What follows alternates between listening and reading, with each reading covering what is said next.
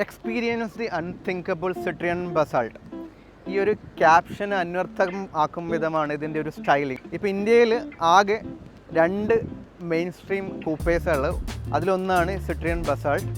ഇന്ന് ഇതിനെപ്പറ്റിയാണ് നമ്മൾ സംസാരിക്കാൻ പോകുന്നത്. ഈ ഒരു വണ്ടി പുറത്താണ്, നമുക്ക് ഷോറൂമിൻ്റെ അകത്ത് കയറിയിട്ട് അവിടെയുള്ളൊരു ഓട്ടോമാറ്റിക്കാണ് നമ്മൾ റിവ്യൂ ചെയ്യാൻ പോകുന്നത്.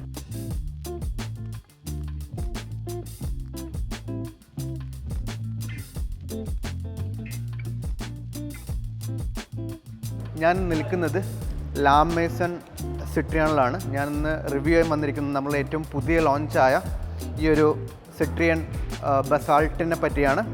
അപ്പോൾ എല്ലാവർക്കും ഈ വീഡിയോയിലേക്ക് സ്വാഗതം. നമുക്കിതിൻ്റെ ഫ്രണ്ടിൽ നിന്ന് തുടങ്ങാം. ഒറ്റ നോട്ടത്തിലൊരു C3 എയർക്രോസിൻ്റെ ഒരു സ്റ്റൈലിംഗ് ആണ്, പക്ഷേ ഒരു മൈനർ ഡീറ്റെയിലിംഗ് ചേഞ്ചസ് നമുക്കിതിൽ കാണാൻ കഴിയും. മുകളിലോട്ട് വരുമ്പം ഈ ബോണ്ടിലുള്ള ഈ ചെറിയ കട്ടുകളൊക്കെ എയർക്രോസിലുള്ള അതേപോലെ തന്നെയാണ്.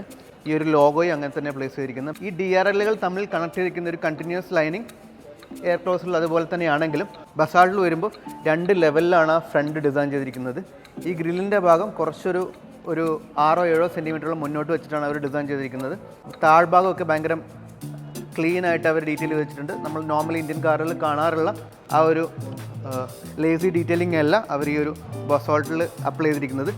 ഈ ഒരു DRL LED ആണ് നമുക്കത് കാണാൻ കഴിയും. മുൻപേ ഉണ്ടായിരുന്ന ഒരു ലൈറ്റിങ്ങിനെ അപ്ഡേറ്റ് ചെയ്ത് അവരിതൊരു പ്രൊജക്റ്റഡ് LED ഹെഡ് ലാംപ്സ് ആയിട്ട് അപ്ഗ്രേഡ് ചെയ്തിട്ടുണ്ട്. പിന്നെ ഈ ഒരു LED സ്ട്രിപ്പും നമുക്ക് ഒരു എക്സ്ട്രാ അഡീഷനാണ്. അത് മുന്നിൽ നിന്ന് കാണുമ്പോൾ തന്നെ ഇതൊരു സിട്രിയൻ വെഹിക്കിളാണ് നമുക്ക് ഐഡൻറ്റിഫൈ ചെയ്യാൻ കഴിയും. പിന്നെ നേരത്തെ പറഞ്ഞാൽ ഈ ബമ്പറിൻ്റെ ഈ ഒരു ഡിഫറൻസ് ഭയങ്കര എവിഡൻ്റ് ആയിട്ട് കാണാൻ കഴിയും. അതും നമുക്ക് കുറച്ചും കൂടെ ഒരു പവർഫുൾ വെഹിക്കിളിൻ്റെ അപ്പീൽ കൊടുക്കുന്നുണ്ട്. ഇതാണ് നമ്മളുടെ കൂപ്പേ ഡിസൈൻ. ഈ ഒരു SUVയുടെ ഹൈറ്റും സൈസും പിന്നെ ഒരു സെഡാനിൻ്റെ പ്രൊഫൈൽ നമുക്ക് ഈ വണ്ടി തരുന്നുണ്ട്. ഇപ്പോൾ ഇന്ത്യയിലാകെ 2 കൂപ്പേ ഡിസൈൻ വെഹിക്കിൾ നമുക്ക് എടുത്തു പറയാൻ കഴിയുള്ളൂ, അറ്റ്ലീസ്റ്റ് ഈ ഒരു 20 lakh റേഞ്ചിൽ.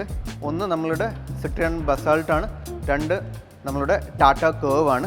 ഓക്കെ, അപ്പോൾ SUVൻ്റെ മെയിൻ പ്രശ്നമായിട്ട് ആൾക്കാർ പറയുന്നത് അതിന് ഗ്രൗണ്ട് സ്റ്റെബിലിറ്റി കുറവാണെന്നുള്ളത്. കാരണം അതിൻ്റെ എപ്പോഴും സെൻറ്റർ ഓഫ് ഗ്രാവിറ്റി കുറച്ച് ഉയർന്നിരിക്കും. അതിനെ കുറച്ചെങ്കിലും നമുക്ക് ഓവർകം ചെയ്യാൻ ഈ ഒരു കൂപ്പേ ഡിസൈൻ ഹെൽപ്പ് ചെയ്യുന്നതാണ് ഞാൻ കരുതുന്നത്. ഓക്കെ, ഇനി എന്നെക്കാട്ടും ടെക്നോളജിക്കൽ നോളജ് ഉള്ളവരുണ്ടെങ്കിൽ അവരൊന്ന് കമൻറ്റ് ചെയ്യുക. അതല്ലെങ്കിൽ എൻ്റെ ഒരു പേഴ്സണൽ നോളജ് വെച്ച് എനിക്ക് തോന്നുന്നു ഈ ഒരു കൂപ്പേ ഡിസൈൻ നമ്മളുടെ സെൻറ്റർ ഓഫ് ഗ്രാവിറ്റി കുറച്ച് താഴ്ത്തിയിട്ട് ഹൈ സ്പീഡിൽ നമുക്ക് കുറച്ചും കൂടെ സ്റ്റെബിലിറ്റി തരുന്നതാണ് ഞാൻ കരുതുന്നത്. ഇന്ത്യൻ റോഡ്സിൽ ഈ ഒരു ബസാൾട്ട് കൂപ്പേ വരുമ്പോൾ അത് നല്ലൊരു ചേഞ്ച് ഉണ്ടാക്കുന്നതാണ് ഞാൻ കരുതുന്നത്. കാരണം അത്രയും ഭംഗിയുണ്ട് ഇതിൻ്റെ ഒരു സൈഡ് പ്രൊഫൈൽ. ഇപ്പോൾ നമുക്ക് ഫ്രണ്ടിലോട്ട് വരുമ്പോൾ ഈ ഒരു പ്ലാസ്റ്റിക് ബാൻഡ് നമ്മളുടെ ടയറിൻ്റെ സൈഡിലൂടെ ഇങ്ങനെ പോകുന്നത് മുന്നിലുണ്ട്, ബാക്കിലുണ്ട്. പിന്നെ നമ്മൾ C3 എയർക്രോസിൽ ഉണ്ടായിരുന്ന ഒരു 17 ഇഞ്ച് വീൽ ഇതിലോട്ട് വരുമ്പോൾ ഒരു 16 ഇഞ്ച് ആയിട്ടുണ്ട്. ഈ ഒരു പ്ലാസ്റ്റിക് സൈഡ് പ്രൊഫൈൽ നമ്മളുടെ ഇന്ത്യൻ കണ്ടീഷനിൽ നല്ലത് തന്നെയാണ്. ഹാൻഡിൽ വരുമ്പോൾ ഈ ഒരു ടോഗിൾ ടൈപ്പ് ഹാൻഡിൽ നമുക്കിവിടെ കാണാൻ കഴിയും. അത് ഡിസൈനിന് ഒരു കണ്ടിന്യൂസ് ഫീൽ കൊടുക്കാൻ ഹെൽപ്പ് ചെയ്യുന്നുണ്ട്. പിന്നെ വേറെ സൈഡ് ലൈനിങ് എലമെൻറ്റ്സ് ഒന്നും കാണാൻ കഴിയില്ല. പക്ഷേ ഫ്രണ്ടിലോട്ടും ബാക്കിലോട്ടും വരുമ്പോൾ ചെറിയൊരു കട്ട് നമുക്കിങ്ങനെ പോകുന്നത് കാണാൻ കഴിയും. അത് കണ്ടിന്യൂസ്ലി ബാക്ക് ലൈറ്റിലോട്ട് പോകും. പിന്നെ ഈ ഒരു ഗ്ലാസ് പ്രൊഫൈൽ ഭയങ്കര ഭംഗിയുണ്ട് കേട്ടോ. നിങ്ങൾ നേരിട്ട് വന്ന് കണ്ടാൽ മനസ്സിലാവും. ഈ ഒരു ഗ്ലാസ് പ്രൊഫൈൽ വന്നൊരു പിഞ്ച് റെഡ് എലമെൻറ്റിലോട്ട് വന്ന് പോകുന്നത് നല്ലൊരു ഡീറ്റെയിലിംഗ് ആണ്. അത് ഈ ഒരു വെഹിക്കിൾ നല്ല ഭംഗി കൊടുക്കുന്നുണ്ട്. സാധാരണ കാണാറുള്ള ഒരു കൺവെൻഷണൽ ബാക്ക് ലൈറ്റ് അല്ല ഇതിന്. ഈ ഒരു ടെയിൽ ലാമ്പിന് 3D ടെയിൽ ലാംപ്സാണ് സിട്രിയൻ വിളിക്കുന്നത്. കാരണം എന്ന് വെച്ചാൽ ലൈറ്റ് ഇതിൽ ഇലുമിനേറ്റ് ചെയ്യുമ്പോൾ അല്ലെങ്കിൽ തട്ടുമ്പോൾ ഇതൊരു 3D എലമെൻ്റായിട്ട് ഹൈലൈറ്റ് ചെയ്ത് നിൽക്കും. ഇത് ആക്ച്വലി ബാക്കിൽ നിന്ന് നോക്കുമ്പോൾ ഭയങ്കര നല്ലൊരു എക്സ്പീരിയൻസ് തരും. കൂടാതെ ഈ ഒരു പമ്പ് നിങ്ങൾക്ക് കാണുന്നില്ലേ, അത് ഈ ഒരു ഡിക്കി ഡോർ തുറക്കുന്ന ഹിഞ്ചിൻ്റെ സ്പേസാണത്. അപ്പോൾ അവർ ആ ഒരു ഫ്ലോയിൽ വന്നിട്ട് ആ ഒരു ബമ്പ് വരുമ്പോൾ അത് ബാക്കിൽ നിന്ന് നോക്കുമ്പോൾ നല്ലൊരു ലുക്ക് ഈ വണ്ടിക്ക് കൊടുക്കുന്നുണ്ട്. അതെന്തായാലും നല്ലൊരു ഡീറ്റെയിലിംഗ് ആയിട്ട് എനിക്ക് തോന്നുന്നു. പിന്നെ അതിൻ്റെ അവിടെ നമുക്കൊരു ഷാർക്ക് ഫിൻ ഹാൻഡിനെയും കാണാൻ കഴിയും. ചെറിയൊരു സ്കൂപ്പ് ഔട്ട് എലമെൻറ്റും പിന്നെ ഈ ഒരു കട്ടും നല്ലൊരു ഭംഗി തരുന്നുണ്ട് ഫ്രണ്ടിൽ നിന്ന് നോക്കുമ്പോൾ തന്നെ. അപ്പോൾ തന്നെ നമുക്ക് മനസ്സിലാവും ഇതൊരു സിട്രിയൻ വെഹിക്കിൾ ആണെന്നുള്ളത്. പൊക്കുമ്പോൾ ഡോറിന് അത്യാവശ്യം നല്ല വെയിറ്റ് ഫീൽ ചെയ്യുന്നുണ്ട്. ഇത് ഒരു ഫുൾ ഓപ്ഷൻ ഓട്ടോമാറ്റിക് വെഹിക്കിളാണ്. ഇവരുടെ എൻജിൻ വരുന്നത് 2 ടൈപ്പ് ഓഫ് എൻജിൻ ഉണ്ട്. ഒന്ന് 1.2 ലിറ്റർ നാച്ചുറലി ആസ്പിറേറ്റഡ് എൻജിനും സെക്കൻഡ് 1.2 ലിറ്റർ ടർബോ എൻജിനും. ഏകദേശം 105 PS പവറാണ് ഈ ഒരു ഓട്ടോമാറ്റിക് എൻജിന് കൊടുക്കാൻ കഴിയുന്നത്. 210 Nm ടോർക്കും ഈ ഒരു എൻജിൻ നമുക്ക് റോഡുകളിൽ തരും. മാനുവലി ഡ്രൈവ് ചെയ്യുമ്പോൾ ഈ 210 ന്യൂട്ടൺ മീറ്റർ ടോർക്ക് എന്നുള്ളത് 190 ന്യൂട്ടൺ മീറ്റർ ടോർക്കായിട്ട് മാറ്റും. എങ്കിലും വലിയൊരു ഡിഫറൻസ് നമുക്ക് ഫീൽ ചെയ്യില്ല. സിട്രിയൻ C3 എയർക്രോസിൻ്റെ അതേ ഒരു പ്രൈസ് റേഞ്ചിലാണ് ബസാൾട്ടും വന്ന് നിൽക്കുന്നത്. ഇവർ സ്റ്റാർട്ട് ചെയ്യുന്ന ഓൺ റോഡ് പ്രൈസ് 10 ലാഖാണ്, എൻഡ് ചെയ്യുന്നത് 17.2 ലാക്സിലാണ്. അതും നല്ലൊരു പ്രൈസ് പ്ലേസ്മെൻ്റ് ആണ് ഒരു ഇന്ത്യൻ മാർക്കറ്റിൽ ഈ ഒരു ക്രെറ്റ സെഗ്മെൻറ്റിൽ. അതുകൊണ്ട് തന്നെ ഈ ഒരു പ്രൈസ് റേഞ്ച് വെഹിക്കിൾ നോക്കുന്നവർക്ക് ഭയങ്കര നല്ലൊരു ഓപ്ഷൻ തന്നെയാണ് സിട്രിയൻ ബസാൾട്ട് എന്ന് പറഞ്ഞ ഈ ഒരു മോഡൽ. അകത്തോട്ട് കയറി വരുമ്പോൾ ആ ഒരു പ്രീമിയം വെഹിക്കിളിൻ്റെ ഫീൽ എന്തായാലും ഈ ഒരു സിട്രിയൻ ബസാൾട്ട് നമുക്ക് തരുന്നുണ്ട്.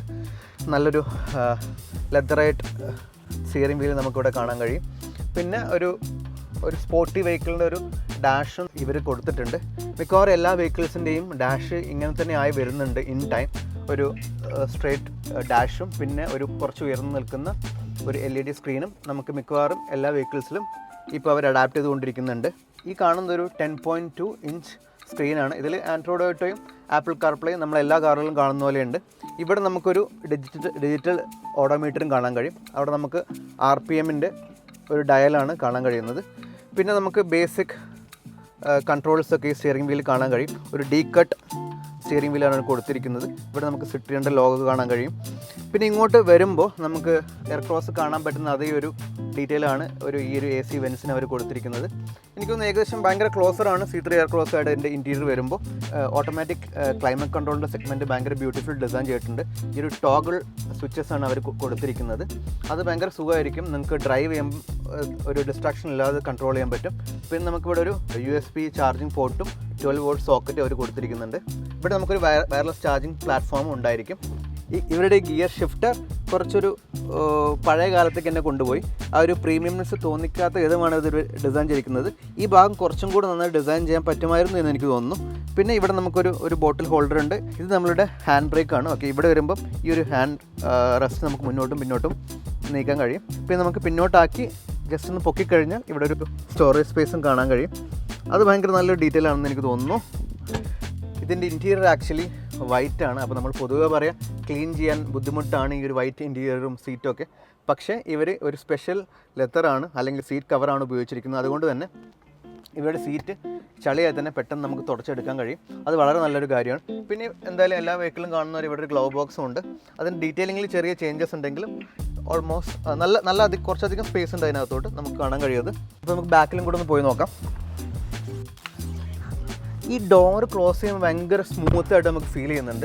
അതിൻ്റെ ഒരു ടെക്നിക്കാലിറ്റി എന്താണെന്ന് എനിക്കറിയില്ല. ഇവിടെ വരുമ്പോൾ നല്ല സ്പേഷ്യസ്നെസ് ഈ വെഹിക്കിൾ കൊടുക്കുന്നുണ്ട്. അപ്പോൾ എനിക്ക് കാണാനില്ലാത്ത സൺറൂഫാണ്. അവരത് മറന്നു പോയതെന്ന് തോന്നുന്നു. പൊതുവേ ഇപ്പോഴത്തെ എല്ലാ വെഹിക്കിളും നമുക്ക് സൺറൂഫ് കാണാൻ കഴിയും. പക്ഷേ ഈ ഒരു സിട്രിയൻ ബസാൾട്ടിൽ നമുക്ക് സൺറൂഫ് ഇല്ല. അതൊരു അഡീഷണൽ ആയിട്ട് ഇനി വരും എന്ന് ഞാൻ പ്രതീക്ഷിക്കുന്നു. പിന്നെ നമ്മൾ എയർക്രോസിൽ കാണാറുള്ള പോലെ ഇവിടെയല്ല ഇവരുടെ AC വെൻസ് വരുന്നത്. ബാക്കിലെ AC വെൻസ് വരുന്നത് ഇവിടെയാണ്. അത് നല്ലൊരു ചേഞ്ചാണ്. കാരണം അത് വരുമ്പം കുറച്ച് ബ്ലോക്കേജ് ആയിട്ട് നമുക്ക് ഫീൽ ചെയ്തായിരുന്നു. ഈ സീറ്റിൻ്റെ ഡീറ്റെയിൽ ഞാൻ ഇപ്പോഴാണ് ശ്രദ്ധിച്ചത് കേട്ടോ. ഒരു ക്ലീൻ ഫിനിഷ് ലെതർ ഇതുവരെയുണ്ട്. അതിനുശേഷം വേറൊരു ക്ലോത്ത് വെച്ചാണ് അവർ ഇത് ഡീറ്റെയിൽ ചെയ്തിരിക്കുന്നത്. അത് നല്ലൊരു ഡീറ്റെയിലാണ്. അവരതിൽ നന്നായിട്ട് ശ്രദ്ധ കൊടുത്തെന്ന് വേണം പറയാൻ. കാരണം നമുക്കൊരു ഇത് ടച്ച് ചെയ്യുമ്പോഴും ഇത് ടച്ച് ചെയ്യുമ്പോഴുള്ള ഫീൽ ഡിഫറെൻ്റ് ആണ്. ഓക്കെ, അത് ബാക്ക് സീറ്റിലോട്ട് നമുക്ക് കാണാൻ കഴിയും ആ ഒരു ഡീറ്റെയിൽ. എനിക്ക് സ്പെഷ്യലായിട്ട് തോന്നിയത് ഈ ഒരു സ്മാർട്ട് ടിൽറ്റ് കുഷനാണ്. അത് നമുക്ക് 3 ലെവലിൽ കൺട്രോൾ ചെയ്യാൻ പറ്റും. അതായത് ഞാൻ ഇരിക്കുന്ന സ്പേസിൻ്റെ തൈ സപ്പോർട്ട് എനിക്ക് കൺട്രോൾ ചെയ്യാം. ഓൾറെഡി നല്ല തൈ സപ്പോർട്ടുള്ള വെഹിക്കിളാണ്. എങ്കിലും നമുക്കിനി കുറച്ച് ലോങ് ഡ്രൈവ് ഒക്കെ ഉണ്ടാകുമ്പോൾ കുറച്ചും കൂടി അധികം സപ്പോർട്ട് വേണമെന്ന് ആവശ്യം വരുമ്പോൾ ഈ ഒരു സാധനം ടിൽറ്റ് ചെയ്ത് നമുക്ക് പല ലെവലിൽ വയ്ക്കാം. പിന്നെ ഏറ്റവും അവസാനം വേണമെങ്കിൽ ഒന്ന് പുഷ് ചെയ്ത് താഴത്തോട്ടാക്കി ഏറ്റവും താഴത്തോട്ട് പോയി നിൽക്കും. പിന്നെ ഇവിടെ നമുക്ക് ഒരു സെൻട്രൽ ഹാൻഡ് റെസ്റ്റും കപ്പ് ഹോൾഡറൊക്കെ അവർ കൊടുത്തിട്ടുണ്ട്. പിന്നെ ബാക്കിൽ നമുക്ക് വരുമ്പോൾ ഇവിടെ ഒരു വിൻഡോയുടെ കൺട്രോളും കാണാൻ കഴിയും. പിന്നെ നല്ലൊരു ബോട്ടിൽ വയ്ക്കാൻ പറ്റിയൊരു സ്പേസ് അവർ കൊടുത്തിട്ടുണ്ട്. അത് ഫ്രണ്ട് ഡോറിലുണ്ട്. എന്തായാലും എനിക്ക് ലോങ് ഡ്രൈവിലൊക്കെ നല്ലൊരു കംഫർട്ട് തരുമെന്ന് ഞാൻ പ്രതീക്ഷിക്കുന്നു. അതിലേറ്റവും വലിയൊരു പാർട്ട് വഹിക്കുന്നത് ഞാൻ ഈ തല വെച്ചിരിക്കുന്ന വിങ്ഡ് ഹെഡ് റെസ്റ്റ് ആണ്. അത് നല്ലൊരു കംഫർട്ട് എനിക്ക് ലോങ് ഡ്രൈവിൽ തരും. ഈവൻ ഒരു ടേണൊക്കെ ഉണ്ടാകുമ്പോൾ എനിക്ക് എൻ്റെ ഹെഡിനെ ഭയങ്കര സേഫായിട്ട് നിർത്താനും കംഫർട്ട് തരാൻ അതിന് പറ്റും. എന്തായാലും ഈ ബാക്കിലോട്ട് വരുമ്പം ഇവരുടെ കംഫർട്ട് ഡീറ്റെയിലിംഗ് വളരെ നന്നായിട്ടുണ്ട്.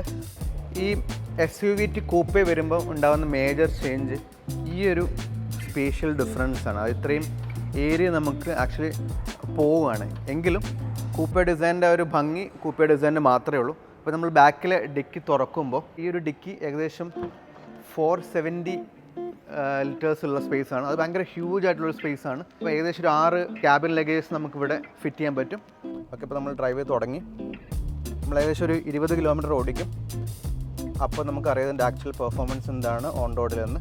ഞാൻ ആക്ച്വലി വണ്ടി സ്റ്റാർട്ടാക്കിയതിൻ്റെ ഒരു വൈബ്രേഷൻ ഒന്നും കിട്ടിയില്ല കേട്ടോ എനിക്കിവിടെ.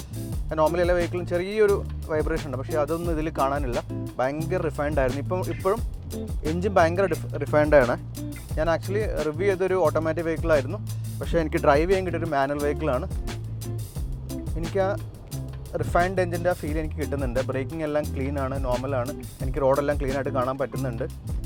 പിന്നെ ഇതൊരു സിറ്റി ട്രാഫിക് ആയതുകൊണ്ട് തന്നെ നമ്മൾ ശരിക്കും ഡ്രൈവ് ചെയ്യുമ്പോഴുള്ള മൈലേജ് ഇവിടുന്ന് ഈ മീറ്ററിൽ നമുക്ക് കാണാൻ കഴിയും. അതെന്തായാലും നമുക്ക് ഈ ഡ്രൈവിൻ്റെ അവസാനം പറയാൻ പറ്റും.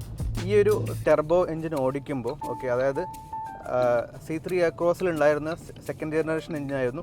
ഇത് തേർഡ് ജനറേഷൻ എൻജിൻ. അപ്പം സിട്രിയൻ പറയുന്നതെന്ന് വെച്ചാൽ എൻജിൻ നന്നായിട്ട് റിഫൈൻ ചെയ്തെന്നാണ് പറയുന്നത്. അത് പക്ഷേ എനിക്ക് റോഡിൽ കാണാനുണ്ട്. എനിക്കൊരു വലിയ വണ്ടി ഓടിക്കുന്ന ഫീലൊന്നുമില്ല. ഭയങ്കര സ്മൂത്തായിട്ട് കട്ട് ചെയ്ത് കൊണ്ടുപോകാൻ പറ്റുന്നുണ്ട്. എനിക്ക് ശരിക്കും ഒരു 1.2 ലിറ്ററിൻ്റെ സൗണ്ടോ അല്ലെങ്കിൽ ഒരു കാല് കൊടുക്കാൻ നമുക്കൊരു ഡിലേ ഒക്കെ ഉണ്ടാവില്ല പൊതുവേ, അങ്ങനെ നമുക്ക് ഫീൽ ചെയ്യാൻ പറ്റും. നല്ല റെസ്പോൺസ് ഉണ്ട് എൻജിനിൽ നിന്ന്. പിന്നെ ചെറിയ ചെറിയ കുഴികളൊക്കെ ഉണ്ടെങ്കിലും എനിക്ക് അധികം ഉള്ളിൽ അറിയാൻ പറ്റുന്നില്ല. അതിൻ്റെ സസ്പെൻഷൻ അപ്പോൾ അവർ റിഫൈൻ ചെയ്തിട്ടുണ്ട്. ഒരു ഫാമിലി കാറായിട്ട് ഉപയോഗിക്കാൻ പറ്റിയൊരു സാധനം തന്നെയാണ് കേട്ടത്. അല്ല, ചിലപ്പോൾ അതുകൊണ്ടായിരിക്കണം ബുക്കിങ്സ് എല്ലാം ഇതിന് കൂടുതൽ വരുന്നത്.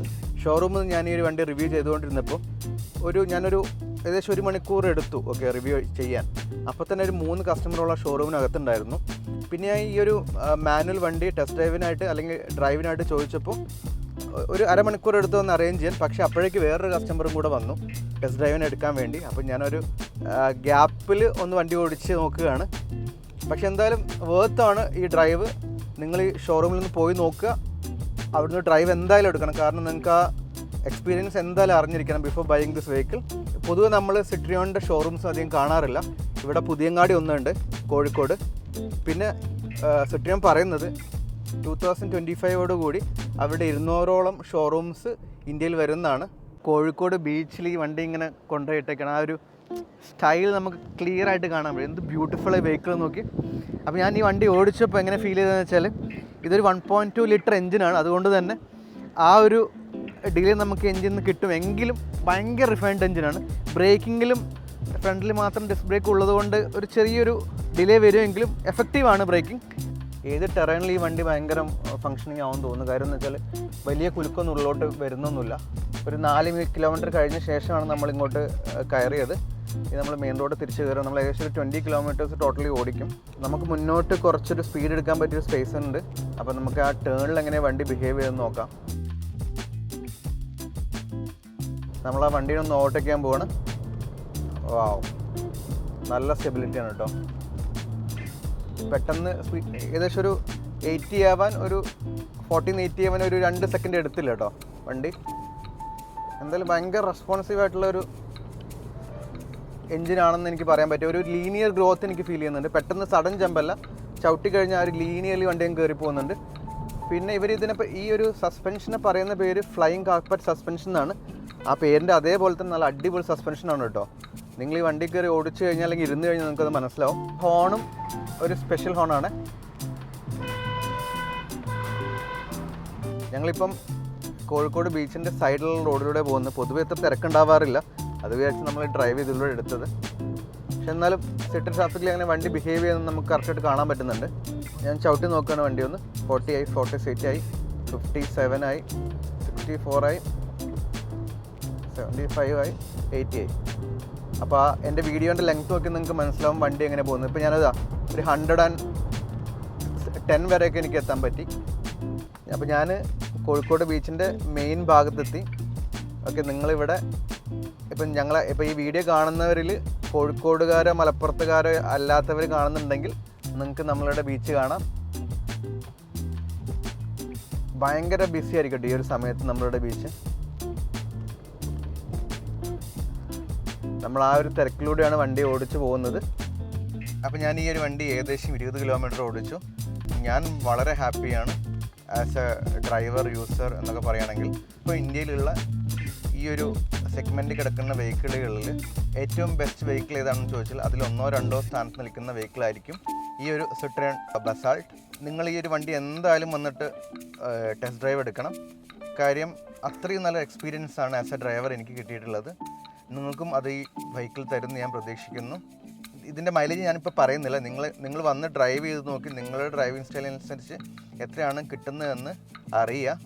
എന്തായാലും ഈ ഒരു വണ്ടി നിങ്ങൾ മിസ് ചെയ്യരുത്. ഇപ്പം നിങ്ങൾ ഈ ഒരു സെഗ്മെൻറ്റിലുള്ള വെഹിക്കിളാണ് വാങ്ങുന്നതെങ്കിൽ ഒരിക്കലും ഈ വണ്ടി ടെസ്റ്റ് ഡ്രൈവ് ചെയ്യാൻ മറക്കരുത്. അപ്പം നമുക്ക് ഷോറൂമിലോട്ട് കയറാം, ബാക്കി കുറച്ച് ഡീറ്റെയിൽസും കൂടെ പറയാം. വീഡിയോൻ്റെ എൻഡിലോട്ട് വരുമ്പോൾ ഞാൻ മിസ്സായിട്ടുള്ള കുറച്ച് പോയിൻറ്റ്സ് പറയാം. 4352 സെൻറ്റിമീറ്ററാണ് ഈ വണ്ടിയുടെ ഓവറോൾ ലെങ്ത്ത്. ഇതിൻ്റെ വീൽ ബേസ് വരുന്നത് 2651 സെൻറ്റിമീറ്ററാണ്. ഗ്രൗണ്ട് ക്ലിയറൻസ് വരുന്നത് 180 mm ആണ്. അത് നല്ലൊരു ഗ്രൗണ്ട് ക്ലിയറൻസ് ആണ് ഈ ഒരു സെഗ്മെൻറ്റിൽ.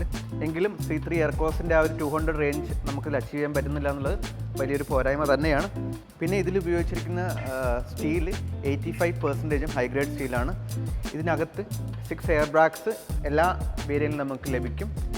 സിട്രിയൻ ബസാൾട്ട് ലോഞ്ച് ചെയ്തിട്ട് ഒരാഴ്ചയേ ആയിട്ടുള്ളൂ. ഈ ഒരു മോഡലിന് ആക്ച്വലി ലോഞ്ചിങ്ങിന് മുന്നേ തന്നെ കൂടുതൽ ബുക്കിംഗ് വന്നു എന്നുള്ളൊരു റെക്കോർഡും കൂടിയുണ്ട്. എന്തായാലും ഇപ്പം നല്ലൊരു ഹോട്ട് മോഡലായിട്ട് ഇന്ത്യൻ മാർക്കറ്റിൽ നിൽക്കുന്ന ഒരു വെഹിക്കിളാണ് സിട്രിയൻ ബസാൾട്ട്. പെട്ടെന്ന് ആ ഷോറൂമിൽ നിന്ന് പുറത്തെത്തി. അപ്പോൾ നിങ്ങൾ ഈ വീഡിയോ എല്ലാവർക്കും ഷെയർ ചെയ്യുക, സബ്സ്ക്രൈബ് ചെയ്യാൻ പറയുക. And thank you so much for watching us.